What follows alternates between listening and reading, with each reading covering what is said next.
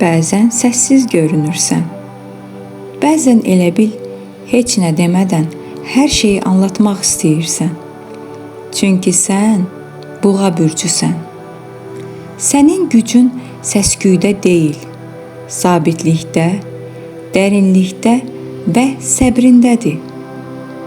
İnsanlar səni çox vaxt sadə, bəzən inadkar, bəzən də soyuq sanır. Amma onlar bilmir ki, sən hər şeyi içində yaşayırsan. Sənin üçün rahatlıq, sabitlik, sevgi və sükunət həyatda ən dəyərli şeylərdir. Sən xaosun içində belə harmoniya axtarırsan.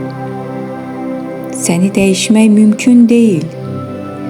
Çünki sən köklüsən, ağac kimi. Köklərin dərinlərə gedir. Bir şeyi sevdinsə, onu buraxmaq sənin üçün çətin olur. Amma elə bu sədaqətin, bu qərarlığın səni bənzərsiz edir. Sənin gücün tələsməməkdədir. Dünya sanki səni keçmək istəyir. Amma sən bilirsən, tələsmək zəiflikdir. Sən yavaş addımlayırsan. Amma doğru addımlayırsan. Sən sabah üçün deyil, həmişəlik üçün qurursan. Sən həyatın gözəlliyini kiçik anlarda tapırsan. Bir fincan isti qəhvədə, təmiz havada, sevdiyin bir melodiyada. Sən sadəcə var olmaqla belə enerjini ötürürsən. Sənin varlığın insanlara sakitlik gətirir. Bəlkə də bu ən böyük gücdür. Amma bəzən səssizlik səni qorusa da, səni gizlədir də.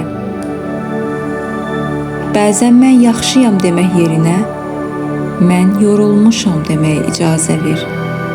Çünki güc yalnız dözməkdə deyil, hisslərini qəbul etməkdədir. Əgər bu sükunət sənə tanış gəldisə, əgər bu səs sanki səni danışırsa, kanala abunə ol. Çünki burada hər bürcün arxasında gizlənən ruh danışır. Və bəlkə də növbəti səs sənin hekayəndir. Bəli, sən sabitsən. Amma bu sabitliyin arxasında dərin duyğu dünyası gizlənir. Sən sevdiklərini qoruyursan. Amma bəzən bu qoruma səni də tükəndirir. Buğanın ürəyi böyükdür. Sadəcə onu açmaq üçün doğru insan, doğru zaman və tam sükunət lazımdır. Bəs sənin içindəki bu sükunət nədən danışır? Səbrindən, yoxsa sevgidən? Şərhlərdə yaz. Səni ən çox qoruyan nədir? Sakit qalmaq, yoxsa içindəki duyğularla döyüşmək? Çünki sənin sözlərin kiminsə qəlbinə yol tapacaq. Buğa bürcü dünyanı yavaş, amma dərin yaşamaq deməkdir. Tələsmədən, amma səmimi. Sabit qalmaq, amma hiss etməkdən qorxmamaq. Və unutma, sənin sakitliyində bir qüvvə var. O qüvvə bəzən səssiz, bəzən güclü, amma həmişə həqiqidir.